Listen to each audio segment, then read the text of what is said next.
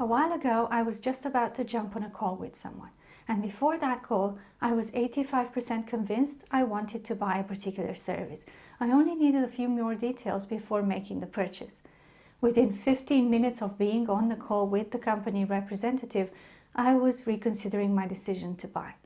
What made me change my mind? The dreadful experience I was having. And the worst thing is, I don't think the person conducting the meeting realized how off-putting their behavior was. Actually, no, I take that back. The worst thing is that this person was the head of customer engagement and didn't realize I was having a bad customer experience. Hello friends, and welcome back to my channel. My name is Alisa and I help coaches build financially viable coaching businesses. The situation I described earlier could have been avoided if the seller understood what stage of the buying journey I was in and the information and reassurance that I needed at that point to make a purchase. In this video, I will describe the customer journey our prospects go through before they become paying coaching clients and the questions we need to ask ourselves as coaches to guide them through this journey. I will also share with you an example of a customer journey map and explain in detail what a prospect is thinking and doing at each stage and what you as a coach should do to move them to the next stage until they become a paying client. Let's jump straight in by looking at what a customer journey is. The customer journey is the path a prospect follows to become a client and the experiences they have at each stage of the process. Also known as customer journey maps, these buying paths take into account people's mental models and how they think things should happen, the flow of interactions between you and your prospects, and possible touch points. In other words, they reflect the thought patterns, processes, considerations, paths, and experiences that people go through before they become paying clients. It is our job as coaches and professionals to put ourselves in the shoes of our customers and design a frictionless experience throughout the buying journey. This will not only help with sales, but it shows good customer service and empathy. The buying process is not a one-step process. It happens in several different stages. And the concept of a multi-stage buying process was introduced in the early 1900s by John Dewey. His work was later expanded on to arrive at what today is commonly known as the buyer's journey, consisting of 3 stages: awareness, consideration, and decision. In the awareness stage, the customer starts to realize and admit that they have a problem. The consideration stage is where they define the problem and start looking for different solutions for it. And in the decision stage, the customer decides what solution to buy out of all the alternatives available to them. At each of these stages, you need to ask yourself the same set of questions that describe the experience your prospects are having on their journey to becoming customers. Number 1, what are they thinking and feeling? Number 2, what are they doing or not doing and why? The third question is, what kind of questions and objections do they have? And fourth, how can I move them on to the next step in their journey?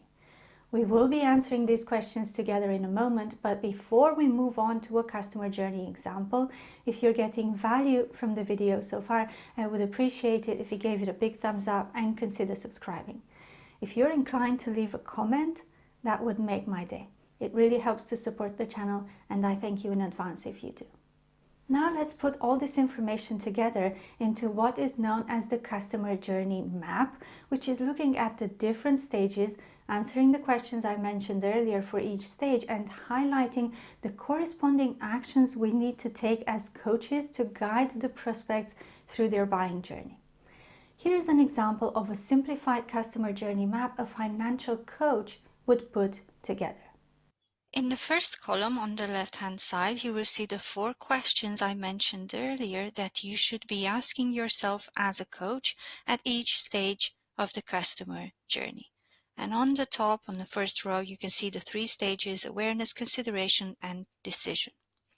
For someone who is thinking of working with a financial coach, in the awareness stage, they might start to realize that they have a problem managing money. What do? Of course, they go to Google and they try and find a solution there. And it might be because of the sheer volume of information that they find, some of which conflicts with other information.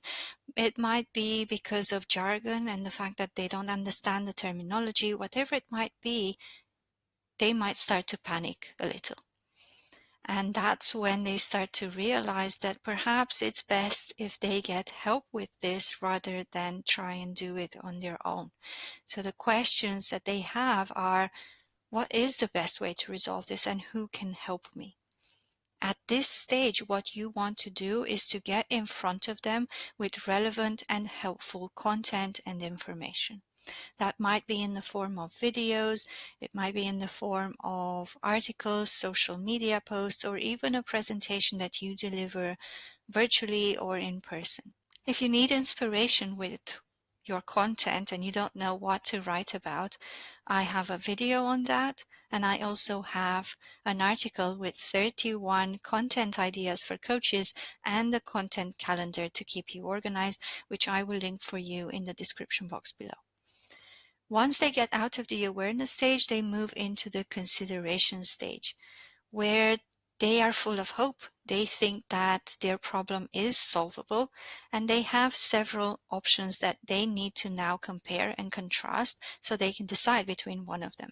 And the main question on their mind at this stage is this: is this option worth my money? What you want to do to move them on to the next stage in the customer journey is to invite them and involve them in discussions that are relevant to the problem they are struggling with.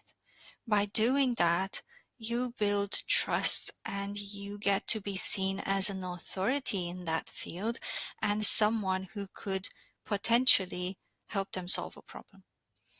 In the decision stage, they are deciding whether to work with you or not. So they believe that what you have to offer might be the right solution, but they're not 100% sure about it. So what they're doing at this stage is to inquire more about your services, to discuss details. Perhaps they will book a call with you, an introductory call, to ask all these questions. Because what is on their mind right now is, will this work for me and my own circumstances? Which is why it's so important for you to know your ideal client and coaching niche, which I talk about in a previous video that I will link for you below. And can I afford this? What you want to do at this stage is to clarify and answer all their questions, to validate and encourage them that they can do this with your help, and to reassure them and give examples of how you have helped other people in the past with similar problems to what they're struggling with. And this is, of course, if you do think that you can help them and if you would like to work with them.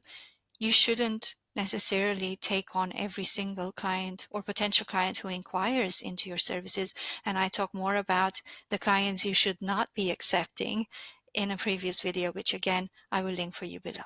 This was only a short example and I was restricted by what I could fit on the screen. But if you decide to draw a customer journey map for your own clients, don't be afraid to put a lot more detail in there. It's worth knowing that a prospect's buyer journey is not always linear. They might stay in the consideration stage for a while or even move back to the awareness stage before they finally make a decision. Some prospects will never become paying clients, and that's okay, while others will want to work with you right after meeting you, therefore shortening the buying process significantly. Your understanding of where your prospects are on their customer journey and what they need from you to make a decision will help you and them immensely. It is my intention that this video will act as the first step towards that knowledge. That's all I have for you today. I hope you enjoyed it, and if you did, please check out these other 2 videos as well. Thank you so much for watching. My name is Alisa, and I'll see you in the next one. Bye.